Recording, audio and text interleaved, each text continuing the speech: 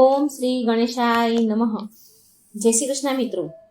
વટ સાવિત્રી વ્રત પૂજા વિધિ અને કથા આપણે આ વિડીયોમાં સાંભળીશું. મિત્રો, આજે આપણે વટ સાવિત્રી કેવી રીતે કરવું એના વિશે વાત કરીશું. વટ સાવિત્રી વ્રતની એક જરૂરી પૂજા કરવાની હોય છે. આના વિશે મોટા ભાગની સ્ત્રીઓ લગભગ નથી જાણતી.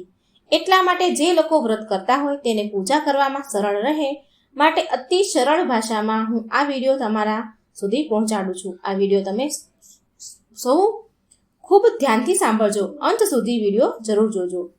આપણે એકદમ સરળ ભાષામાં પૂજા વિધિ સમજીએ તથા પૂજામાં કઈ સામગ્રીની જરૂર પડે છે, ક્યારે કરવાનું છે અને એ પણ જાણી લઈએ. તો મિત્રો, તમારી આસપાસ જે પણ આ વ્રત કરતું હોય, સગાવાલામાં જો કોઈ વ્રત કરતું હોય તો આ વટ સાવિત્રી વ્રત જે કરે છે એને આ વિડીયો જરૂર પહોંચાડજો, જેથી એમને પણ સાચી પૂજા વિધિ, સરળ પૂજા વિધિ ખબર પડે. તો મિત્રો, આ વટ સાવિત્રીનું વ્રત જેઠ મહિનાની 13થી લઈને પૂનમ સુધી વ્રત કરવામાં આવે છે. પરંતુ આપણે ત્યાં મોટા ભાગે જેઠ મહિનાની પૂનમના દિવસે વ્રત કરવામાં આવે છે. આ વ્રતની પૂજા વિધિ જેઠ મહિનાની પૂર્ણિમાના દિવસે કરવાની રહેશે અને જેઠ મહિનાની પૂનમ આ વર્ષે વટ સાવિત્રી વ્રત 21 જૂન 2024 શુક્રવારના દિવસે આવી રહ્યું છે. આ દિવસે સવારના સમયમાં પૂજા કરવાની રહેશે. અને પૂજાના સમય વિશે આપણે વાત કરીએ તો 21 તારીખે શુક્રવારે સવારે પૂજાનો સમય છે 7 વાગ્યાથી 8 મિનિટથી લઈને 10 વાગ્યાથી 38 મિનિટ સુધીનો પૂજા કરવાનો સમય છે. અને જો કદાચ આ સમયે તમારાથી પૂજા ન થઈ શકી હોય તો ફરી બીજો ટાઈમ પણ બપોરનો છે. એ બપોરનો ટાઈમ છે 12 વાગ્યાથી 23 મિનિટે લઈને 2 વાગ્યાથી 7 મિનિટ સુધીનો રહેશે. આ સમય પ્રમાણે પૂજા કરવાની રહેશે. પરંતુ જો શક્ય હોય ને તો બહેનો સવારે 7 વાગ્યાથી 10 વાગ્યાને 38 મિનિટ સુધીમાં પૂજા કરી લેજો. અને હા, બીજી વાત એ છે કે જ્યાં સુધી આ વ્રતની પૂજા વિધિ ન કરો ત્યાં સુધી કંઈ ખાશો પીશો નહીં તો સારું છે. કદાચ શક્ય ન હોય તો તમારાથી રહેવાય એવું ન હોય તો દૂધ, ચા, પાણી પી શકો છો. દૂધ, ચા, પાણી વગેરે પી શકાય છે. અને ફ્રૂટ પણ ખાવું હોય તો ખાઈ શકાય છે. પણ એ બધું પૂજા કર્યા પછી. પૂજા કર્યા પહેલા માત્ર ચા, પાણી અને દૂધ પી શકાય છે. ને પૂજા વિધિ કરીને ફ્રૂટનો અથવા તો ફરાળ લેતા હોય તે કરી શકાય છે, પણ એ બધું પૂજા કર્યા બાદ. વટ સાવિત્રી પૂજા વિધિ. તો હવે આપણે આ વ્રતની પૂજામાં કઈ સામગ્રીની જરૂર પડશે એ વિશે વાત કરીશું. તો આ વ્રતની પૂજામાં સત્યવાન સાવિત્રી દેવીની મૂર્તિ લેવાની હોય છે કે જેનું પૂજન કરવાનું હોય છે. જો તમારી પાસે મૂર્તિ ન હોય, ફોટો ન હોય તો તમે સોપારી મૂકીને તેમાં તેમનો ભાવ ધરીને પૂજા કરી શકો છો. એટલા માટે પૂજાની સામગ્રીમાં 2 સોપારી જોઈશે, નાડા છેડી, સૂતરનો દોરો, ફૂલ, ચોખા, અબીલ, ગુલાલ, કંકુ, અગરબત્તી, ઘીનો દીવો, વાંસની ટોપલી. જો વાંસની ટોપલી ન હોય તો થાળી પણ ચાલે. શણગારની વસ્તુઓમાં ઓછામાં ઓછી 5 શણગારની વસ્તુઓ હોવી જોઈએ. ગંગાજળ અથવા ગૌમૂત્ર, કોઈ પણ પ્રસાદી જેમાં તમે ચણા કે ઘઉંનો પ્રસાદી લઈ શકો છો તો વધુ સારું છે. અને એ ન હોય તો ફ્રૂટ પણ ચાલે. એ સિવાય કોઈ પણ 7 પ્રકારના અનાજ. જો તમારા ઘરની આસપાસ વડનું વૃક્ષ ન હોય ને તો વડનું પાંદડું કે ડાળી પણ આ પૂજા વિધિમાં જરૂર રાખવું જોઈએ. અને જો ઘરની આસપાસ વડનું વૃક્ષ હોય તો ત્યાં જઈને પૂજા કરવી એ ઉત્તમ છે. હવે આપણે પૂજા વિધિ વિશે વાત કરીશું. સવારે વહેલા ઉઠીને સ્નાન કરી નિત્ય કર્મ કરીને સૂર્યદેવને સૌ પ્રથમ અર્ઘ્ય આપી ત્યાર પછી તમારા પતિદેવના ચરણ સ્પર્શ કરીને આશીર્વાદ લેવા. ઘરમાં જો મોટા બીજા વડીલ હોય, સાસુ, સસરા, જેઠાણી, કોઈ બી મોટું વડીલ હોય તો એના પણ આશીર્વાદ લેવા. અને ત્યાર પછી 16 શણગાર સજીને આ વ્રતની પૂજા કરવી. જે સમય જણાવ્યો છે એ સમયે પૂજા જરૂર કરવી લેવી. જેમાં વડના ઝાડ નીચે બેસીને, વડ પાસે બેસીને પૂજા કરવાની હોય છે. પછી સર્વ પૂજા સામગ્રી લઈને વડના વૃક્ષ નીચે બેસીને જ્યાં જે જગ્યાએ આપણે પૂજા કરવાની છે, બેસવાના છીએ તે પૂજા સ્થાનને ચોખ્ખું કરવાનું. જો તમારી પાસે ગૌમૂત્ર કે ગંગાજળ હોય તો તે છાંટકાવ કરીને પૂજા સ્થાનને પવિત્ર કરો, અથવા તો ગંગાજળથી પણ પવિત્ર કરી શકાય છે. ત્યાર પછી જે તમે સાવિત્રી સત્યવાન રૂપે સોપારી લીધી હોય તો તે વડના વૃક્ષ નીચે લાલ વસ્ત્ર પાથરીને તેના ઉપર સ્થાપના કરવાની. પછી સોપારીને કંકુ ચાંદલો કરવાનો, ચોખા ચડાવવા, અબીર ગુલાલ કંકુ ચડાવવું, છાંટવું અને તેના ઉપર નાણાં છીણી વીંટવી, તેમને વસ્ત્ર પહેરાવ્યા તેવું ગણાય છે. ત્યાર પછી ત્યાં દીવો અગરબત્તી કરવા અને અગ્નિદેવની સાક્ષીએ આ પૂજા કરવાની. ત્યાર પછી આ વ્રતનો સંકલ્પ કરો અને આ મંત્ર બોલવો: મમ વેદ વ્યાધિ સકલ દોષ પરિહાર્થમ બ્રહ્મ સાવિત્રી પ્રીત્યર્થમ સત્ય સાવિત્રી પ્રીત્યર્થમ ચ વટ સાવિત્રી વ્રતમહમ કરિષ્યે. આ મંત્ર છે જે બોલીને પૂજા વિધિ શરૂઆત કરવી. અને કદાચ આપને જો આ મંત્ર બોલતા ન આવડે તો માત્ર આપ એટલું બોલજો કે હે સાવિત્રી દેવી, હે વટવૃક્ષમાં વિરાજમાન દેવી દેવતાઓ, હું આજના દિવસે મારા સૌભાગ્યની કામના માટે, મારા પતિના લાંબા આયુષ્ય માટે હું આ વટ સાવિત્રીનું વ્રતને ધારણ કરું છું, તેની પૂજા વિધિ કરું છું અને દિવસ દરમિયાન હું વ્રત કરીશ. આટલું બોલીને આ વટ સાવિત્રી વ્રતનો સંકલ્પ કરી શકો છો. ત્યાર પછી જો આપની પાસે વાંસની ટોપલી હોય તો 7 પ્રકારના અનાજ લેવાના જે તમે ઘરેથી લાવ્યા હોય. જો ટોકરી ન હોય તો થાળી હોય તો તેમાં આ 7 પ્રકારના અનાજ મૂકવા, પ્રસાદ મૂકો અને જો ફ્રૂટ લાવ્યા હોય તો એ પણ મૂકી શકાય છે. અને તે દરેક વસ્તુ આપણે સત્યવાન સાવિત્રી દેવીને અર્પણ કરવાની, વડના વૃક્ષને અર્પણ કરવાની. ત્યાર પછી સાવિત્રી સત્યવાનને ફૂલ અર્પણ કરવાના. અને જ્યારે આપણે આ પૂજા કરતા હોય ત્યારે પણ એક મંત્ર બોલવાનો હોય છે: અવૈધ્યમ ચ સૌભાગ્યમ દેહી ત્વમ મમ પુત્રાન પુત્રાશ્ય સૌખ્યચ્ચ ગૃહાબાંધ્ય નમોસ્તુતે.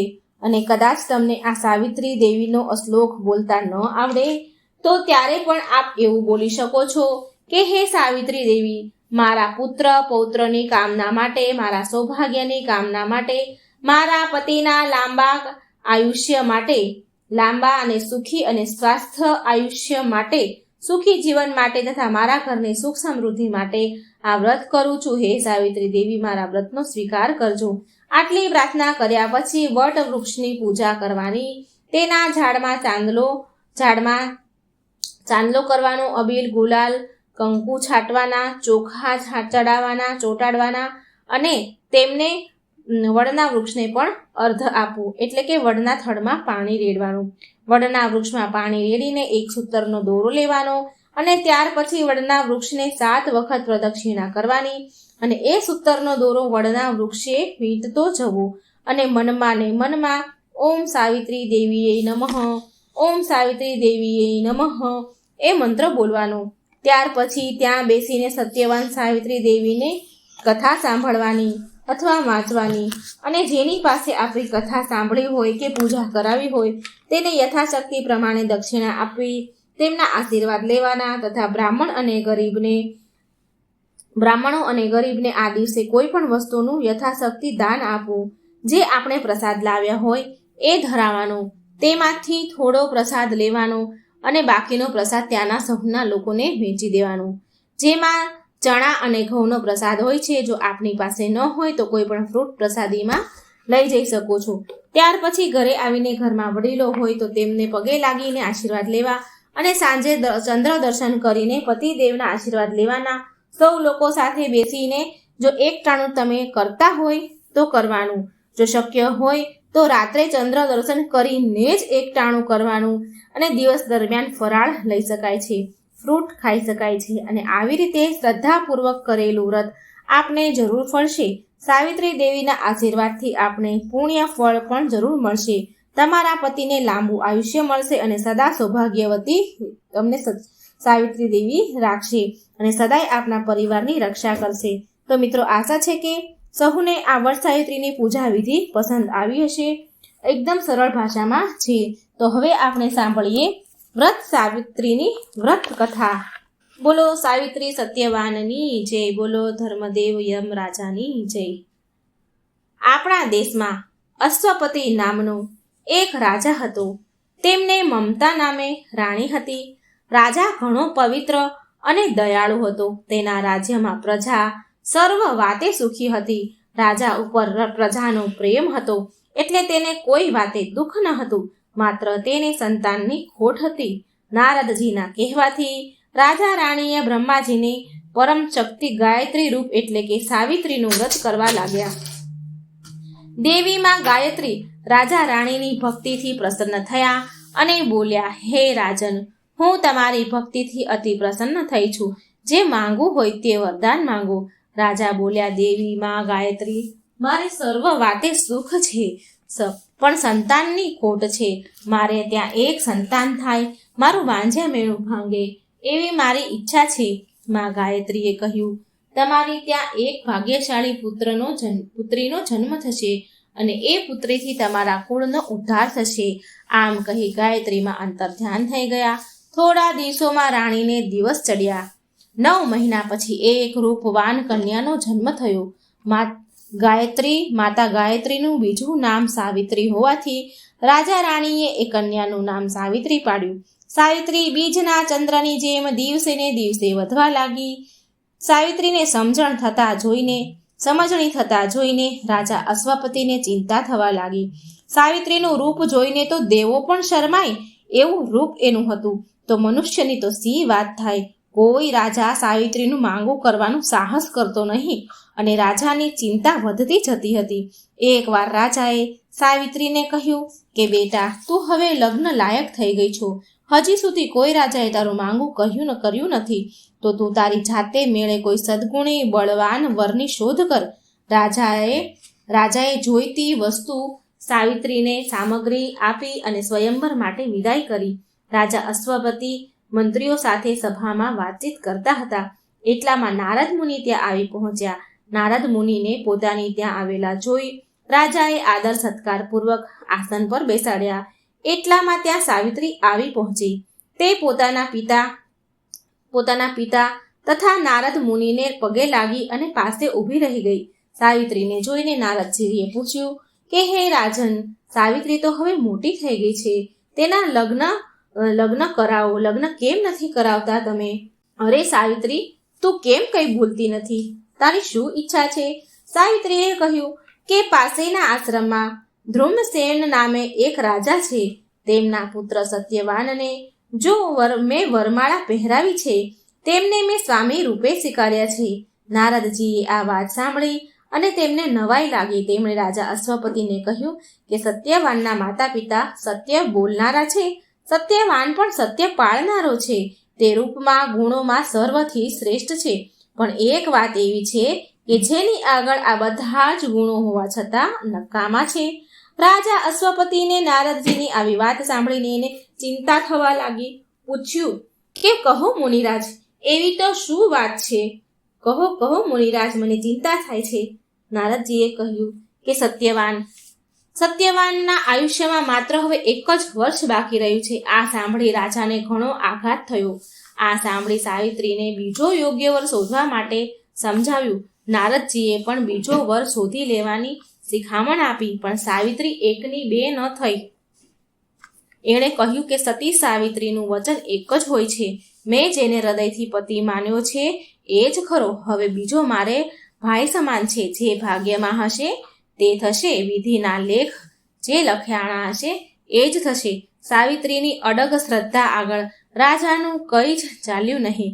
નારદજીએ પણ સાવિત્રીની ઈચ્છા પ્રમાણે કરવાની સંમતિ આપી અને હાલતા થયા. અશ્વપતિ સાવિત્રીને લઈને દ્યુમસેનના આશ્રમમાં ગયા. દ્યુમસેન એક ઝાડ નીચે બેઠા હતા. ત્યાં જઈને તેમને પગે લાગ્યા અને આંખે આંધળે હોવાથી ધ્રુમસેને પૂછ્યું કે તમે કોણ છો? ત્યારે અશ્વપતિ બોલ્યા કે હે રાજન, મારું નામ અશ્વપતિ છે. મારી પુત્રી સાવિત્રીનું આપના પુત્ર સત્યવાન સાથે લગ્ન કરવા માટે હું આવ્યો છું. લગ્નની વાત સાંભળીને ધ્રુમસેન બોલી ઉઠ્યા, રાજન, તમે શું કહો છો? તમારી પુત્રીના લગ્ન સત્યવાન સાથે? અશ્વપતિ બોલ્યા કે એમાં શેની નવાઈ છે? એમાં નવાઈ જેવું શું છે? મારી પુત્રીએ પોતાની ઈચ્છાથી જ સત્યવાનને પસંદ કર્યા છે. દ્યુમસેને ગંભીરતાથી કહ્યું, રાજા, તમે જાણો છો કે મારું રાજ્ય રૂકમી નામના બળવાન શત્રુએ પડાવી લીધું છે. હું આંધળો અને વૃદ્ધ હોવાથી રાજ્ય પાછું મેળવી શકું તેમ નથી. હું વનમાં ઝૂંપડી બાંધીને પડ્યો રહું છું. વન ફળ ખાઈને દાહડા વિતાવી રહ્યો છું. મારો પુત્ર પણ વનના ફળો ઉપર જીવે છે. મને આ સંબંધ યોગ્ય લાગતો નથી. હું તમારી ફૂલ જેવી કોમળ પુત્રીને દુઃખ દેવા માંગતો નથી. અનેક રીતે સમજાવ્યા છતાં પણ સાવિત્રી એકની બે ન થઈ. સાવિત્રી એક લગીરે ન ડગી. છેવટે દ્યુમસેને અશ્વપતિની વાત સ્વીકારી અને સત્યવાનનું લગ્ન સાવિત્રી સાથે કર્યું. સત્યવાન અને સાવિત્રી હળી મળીને હવે રહેવા લાગ્યા. સાવિત્રીના હૃદયમાં ઊંડી ચિંતા હતી. નારદજીએ તેનું આયુષ્ય ટૂંકું છે એવું કહ્યું હતું. તે દિવસથી સાવિત્રી વેદ માતા સાવિત્રીનું વ્રત કરવા લાગી. પોતાના સ્વામીનું મૃત્યુ અમુક દિવસે આવી જશે એવો નિર્ણય કરીને મનમાં દિવસો ગણવા લાગી. હવે સત્યવાનના મૃત્યુમાં 3 જ દિવસો ખૂટતા હતા. સાવિત્રીનું મન આકુળ વ્યાકુળ થતું હતું. તેણે એક મન અને એક ચિત્તથી સાવિત્રી વ્રત કરવા લાગી. તે ગદગદ હૃદયે રાત દિવસ માતા સાવિત્રીનું ધ્યાન ધરવા લાગી. 2 દિવસ વીતી ગયા. હવે આજે તો સત્યવાનનું મૃત્યુ હતું. રોજના નિયમ પ્રમાણે સત્યવાન કુહાડી લઈને વનમાં લાકડા કાપવા નીકળ્યો. સાવિત્રીની ઈચ્છા હતી કે આજે આખો દિવસ તેના સ્વામી સાથે તે રહેશે. સ્વામી સાથે એને રહેવું છે. એણે કહ્યું, હે નાથ, આજે 1 વર્ષ થયું, છતાંય તમે કોઈ દિવસ મને વન ન બતાવ્યું. આજે મારે વનમાં જવાની ઈચ્છા છે.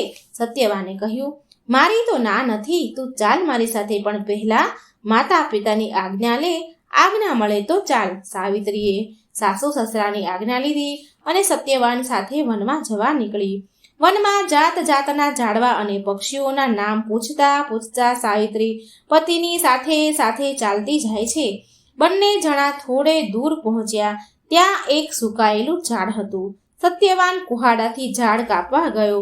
સત્યવાને જેવો કુહાડો ઉપર કર્યો તેવો જ તેના માથામાં ભારે સણકો આવ્યો અને આંખે અંધારા આવવા લાગ્યા અને થોડી વારમાં તો તે ભોંય પર ઢળી પડ્યો. સાવિત્રી પોતાના ખોળામાં પતિનું માથું લઈને દબાવવા લાગી. એટલામાં ભયંકર કાળા રંગવાળો તેજસ્વી એક વિશાળ આકૃતિવાળો પુરુષ આવીને ઊભો રહ્યો. આવી ભયંકર આકૃતિ જોઈને પણ સાવિત્રી જરા પણ ડરી નહીં. સાવિત્રીએ પૂછ્યું કે તમે કોણ છો? તમે કેમ અહીં ઊભા છો? આવનાર બોલે છે કે હે પુત્રી, હું યમ છું. તારા પતિનું આયુષ્ય પૂરું થવાથી તેને લઈ જવા આવ્યો છું. સાવિત્રીએ યમરાજાને ઓળખ્યા અને કહેવા લાગી કે યમરાજા, મેં તો સાંભળ્યું છે કે તમારો દૂતો મનુષ્યને લેવા આવે છે, તો તમે પોતે કેમ આવ્યા છો? યમરાજા બોલ્યા, સત્યવાન સદાય સત્ય બોલનારો અને સદાચારી હતો, એટલે એને લઈને જવું એ મારા દૂતોનું કામ નથી. આવા પવિત્ર પુરુષોને લેવા હું પોતે જ આવું છું. એમ કહીને યમરાજાએ પાશ નાખ્યું અને સત્યવાનના દેહમાંથી અંગૂઠા જેવડા પ્રાણને બળપૂર્વક ખેંચી લીધા. સત્યવાનનો દેહ નિષ્ક્રિય થઈને પડ્યો હતો. યમરાજા સત્યવાનનો પ્રાણ લઈને દક્ષિણ દિશામાં ચાલ્યા ગયા. પતિના મૃત્યુથી સાવિત્રીને અપાર દુઃખ થયું. તેને મૂર્છા આવી ગઈ. ઘડીક વારમાં તો તે યમરાજા ઉપર ક્રોધ આવ્યો તેને, પણ એમાં યમરાજાનું શું કરે? સાવિત્રી પોતાના પતિને ઝાડ નીચે મૂકીને દુઃખી હૃદયથી વિલાપ કરતી યમરાજાની પાછળ ચાલવા લાગી. સાવિત્રીને પાછળ આવતા જોઈને યમરાજા બોલ્યા, હે સાવિત્રી, હવે પાછળ આવવું નકામું છે. અહીં આગળ મનુષ્યની સીમા પૂરી થાય છે. તું અહીંથી આગળ આવી શકીશ નહીં, માટે પાછી વળી જા. વિધિના લેખ મિથ્યા થતા નથી, માટે શોક કરવો તો નકામો છે. જા, પાછી જતી રહે અને તારા પતિની અંતિમ ક્રિયા કર. સાવિત્રી ધીરજપૂર્વક બોલી, મારી શ્રદ્ધા અને નિશ્ચય અડગ છે કે જ્યાં મારા પતિ જાય ત્યાં મારે સાથે જવું. હું સાથે જ રહીશ. તમે કહો છો કે મનુષ્યની સીમા અહીં પૂરી થાય છે, પણ મારા પતિવ્રત ધર્મના બળે, ગુરુ ભક્તિ બળે, મારા વ્રતના બળે અને તમારી કૃપાના બળે મારી ગતિને કોઈ અટકાવી શકે તેમ નથી. હે દેવ, 7 પગલાં સાથે ચાલવાથી મિત્રતાનો અધિકાર મળે છે. હું તમારી સાથે 7 પગલાં ચાલી છું, એટલે તમને મિત્ર ભાવે પૂછું છું કે જ્ઞાની પુરુષો મન, ધર્મ અને વચન પાળવાની શિખામણ આપે છે અને કહે છે કે જગતમાં ધર્મ જ મનુષ્યને ઉદ્ધાર કરે છે. પછી તમે મારો પતિવ્રત ધર્મ પાળતા મને શા માટે અટકાવો છો? યમરાજા બોલ્યા કે હે સાવિત્રી, તારા મધુર અને સત્ય વચનોથી હું પ્રસન્ન થયો છું. તારા પતિના જીવન વિના તારે જે વરદાન માંગવું હોય તે માંગી લે. સાવિત્રી બોલી કે મારા સસરાનો અંધાપો દૂર થઈ જાય અને તેને સૂર્ય જેવા પ્રતાપી નેત્ર મળે તેવું વરદાન આપો. યમરાજા કહે છે, સાવિત્રી, બહુ ચાલવાથી થાક લાગશે, તું પાછી વળ.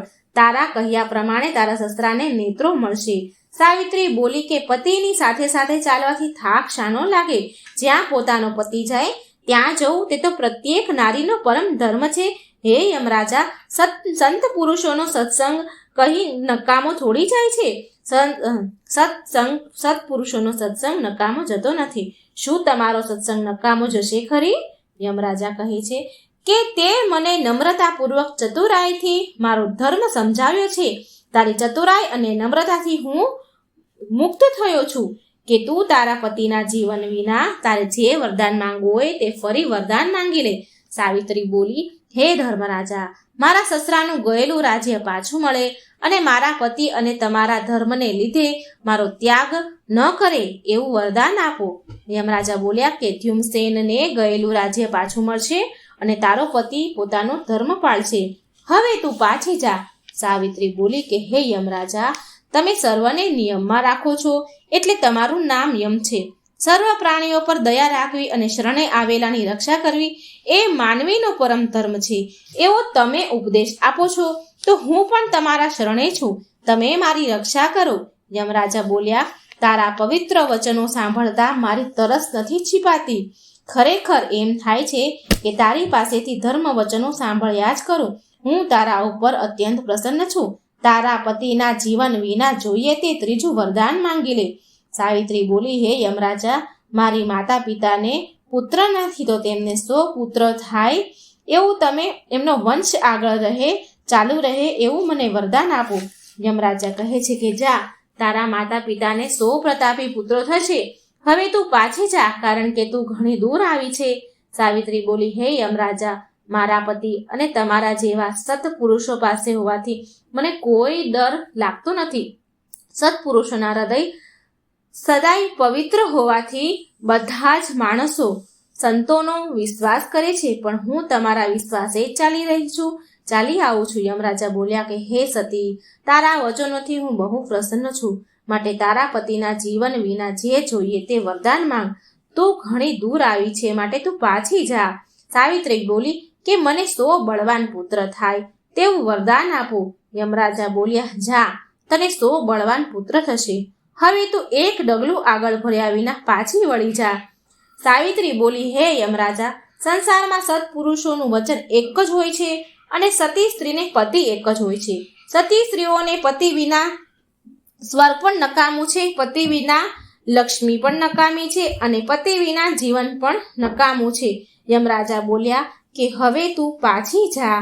તારી વાણી સાંભળતા હું થાકું તેમ નથી, પણ તારા આવવાની સીમા ઘણી દૂર રહી ગઈ છે. માટે જે જોઈએ તું છેલ્લે અંતિમ અતિ ઉત્તમ વરદાન માંગી લે અને પાછી વળી જા. સાવિત્રી બોલી, તમારું વચન સત્ય થાય તે જ માંગુ છું. મને 100 બળવાન પુત્ર થાય એવું તમે મને વચન આપ્યું, પણ જો તમે સત્યવાનને લઈ જશો તો મારે 100 પુત્ર ક્યાંથી થશે? માટે મારા સ્વામીને જીવન દાન આપો, નહીં તો તમારું વરદાન મિથ્યા થશે, તમારું વચન મિથ્યા થશે. યમરાજા બોલ્યા, હે સતી, તારા પતિને જીવન દાન આપું છું. જા, તારા સ્વામીને લઈ જા. તારા સ્વામીનું આયુષ્ય 400 વર્ષનું થશે. યમરાજાના આશીર્વાદ લઈને સાવિત્રી સત્યવાનને લઈને પાછી વળી. જે વડના પવિત્ર વૃક્ષ નીચે પોતાના સ્વામીનો દેહ હતો ત્યાં આવીને સત્યવાનને માથું તેણે ખોળામાં લીધું અને થોડી જ વારમાં સત્યવાન જાગી ઉઠ્યો. આળસ મરડીને બેઠો થયો. તે જોઈને સાવિત્રીનું હૃદય આનંદથી ઝૂમી ઉઠ્યું. સત્યવાને કહ્યું કે હે પ્રિયે, આજે તો મને સરસ સપનું એક આવ્યું હતું. તે તારો અને યમરાજો મેં તારો અને યમરાજાનો સંવાદ સાંભળ્યો. એટલે સાવિત્રીએ બધી વાત કહી સંભળાવી અને કહ્યું, સ્વામી, તમારું સ્વપ્ન એ સાચું હતું. અહીં સત્યવાનના પિતાએ દોડતા અહીં આવી રહ્યા હતા.